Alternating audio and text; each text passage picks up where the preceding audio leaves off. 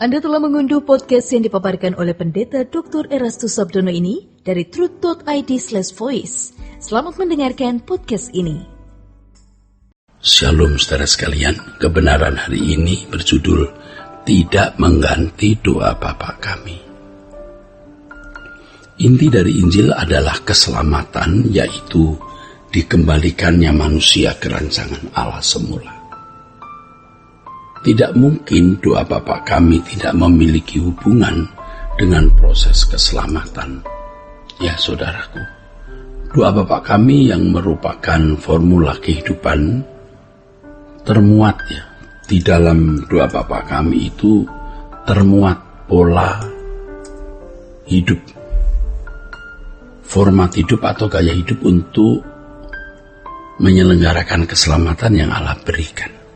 Dalam hal ini doa Bapa kami seperti sarana untuk memformat ulang kehidupan seseorang agar sesuai dengan maksud manusia diciptakan oleh Allah. Oleh sebab itu kita tidak boleh melupakan doa Bapa kami. Kita harus selalu mengingatnya dengan mengucapkan doa Bapa kami dalam pengertian yang benar. Tentu saja kita bukan hanya mampu menghafal kalimat doa Bapa kami, tetapi benar-benar mengerti isinya dan menyelenggarakan hidup sesuai dengan kebenaran yang termuat di dalam doa Bapa kami. Saudaraku, seandainya Adam dan Hawa tidak jatuh dalam dosa, bagian dari doa Bapa kami merupakan gaya hidupnya, yang juga akan dikenakan semua manusia keturunan Adam dan Hawa. Tentu kalimat mengenai pengampunan dan dijauhkan dari pencobaan tidak perlu ada, tetapi kalimat yang lain pasti menjadi format kehidupan yang dikenakan oleh manusia yang tidak kehilangan kemuliaan Allah. Semua manusia memanggil Allah sebagai Bapa, mempermuliakan Allah, menghadirkan pemerintahan Allah dengan sempurna, ya, serta melakukan kehendak Allah dengan tepat, saudaraku sekalian, ya. Itulah sebabnya doa Bapa kami yang kita ucapkan menjadi sarana latihan untuk hidup di dalam kerajaan surga nanti. Orang yang tidak hidup sesuai dengan format doa Bapa kami adalah orang-orang yang tidak layak masuk kerajaan surga. Jadi sangatlah tepat kalau dikatakan bahwa doa Bapa kami merupakan cara memformat ulang kehidupan manusia yang tidak sesuai dengan maksud Allah menciptakan manusia. Doa Bapa kami adalah satu-satunya doa yang diajarkan oleh Yesus untuk kita yang mengikuti jejaknya. Oleh sebab itu doa Bapa kami tidak boleh digantikan yang lain, tidak boleh digantikan yang lain. Dewasa ini banyak gereja mempopulerkan doa Yabes sebagai doa yang terus-menerus disosialisasikan kepada jemaat. Bahkan ada gereja yang menyanyikannya setiap minggu, ya saudaraku. Memang hal ini bukan sesuatu yang dianggap sebagai suatu penyesatan atau kesalahan fatal, tetapi bisa menjadi fatal ketika jemaat diarahkan kepada kehidupan yang berorientasi pada pemenuhan kebutuhan jasmani semata-mata. Apalagi dalam doa Yabes termuat kalimat-kalimat yang sebenarnya tidak sesuai, tidak klop dengan doa Bapa kami, ya, tidak klop ya, tidak sesuai dengan nafas atau jiwa doa Bapa kami. Seperti misalnya dalam doa Yabes memuat kata berlimpah-limpah ya. Sementara doa Bapa kami orang percaya diajar untuk meminta secukupnya kepada Allah tanpa disadari doa Yabes yang tidak dimaknai dengan benar, ya, membuat kehidupan orang percaya mengalami kemerosotan iman atau degradasi standar hidup sebagai anak-anak Allah, saudara. Kalau Tuhan Yesus memandang bahwa ada doa seperti doa Yabes yang dipandang penting untuk diajarkan, pasti Yesus mengajarkannya kepada murid-muridnya.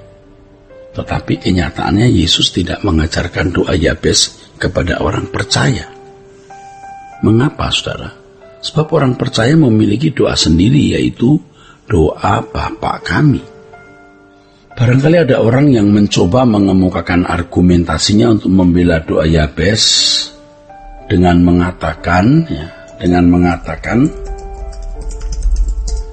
bahwa doa Yabes ada di dalam Alkitab. Oh, tentu saja doa Yabes ada dalam Alkitab, tetapi kita harus melihat makna orisinil dari ayat-ayat dalam Alkitab serta latar belakangnya. Doa Yabes bukanlah doa untuk orang percaya, sebab orang percaya sendiri telah memiliki doa Bapa kami yang diajarkan oleh Yesus. Standar hidup orang percaya yang adalah umat perjanjian baru tidak sama dengan standar hidup umat perjanjian lama, saudara. Banyak ayat-ayat Alkitab dalam perjanjian lama yang mestinya tidak bisa dikenakan dalam kehidupan umat perjanjian baru. Mestinya tidak bisa. Memang banyak pelajaran rohani yang dapat diperoleh dari ayat-ayat perjanjian lama. Ada pasti makna yang bisa dipelajari atau diterima. Tetapi bagi umat perjanjian baru, epicentrum atau pusat kebenarannya adalah ajaran dan kehidupan Yesus. Ajaran dan kehidupan Yesus itulah pusat pusaran kebenaran atau epicentrum kebenaran. Saudaraku, usaha untuk mengganti doa Bapa kami dengan doa yang lain bisa dikategorikan sebagai penyimpangan atau bahkan bisa menjadi suatu penyesatan. Ini juga bisa dikatakan sebagai kudeta. Oleh sebab itu kita harus memiliki kesetiaan kepada Tuhan Yesus, yaitu dengan mempertahankan kebenaran yang diajarkan dan mengenakannya secara konsekuen dan konsisten dalam kehidupan. Mempertahankan kebenaran doa Bapa kami yang diajarkan dan mengenakan secara konsekuen Ini harus menjadi prinsip hidup kita, saudaraku. Kebenaran harus utuh atau bulat atau penuh. Kebenaran adalah mutlak dan absolut. Sebagian kebenaran berarti bukanlah kebenaran.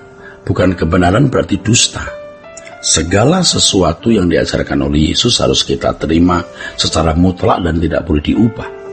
Memang yang diajarkan oleh Yesus sangat sulit dikenakan untuk manusia yang masih mau hidup wajar seperti manusia lain. Tetapi kita harus berjuang untuk dapat melakukannya.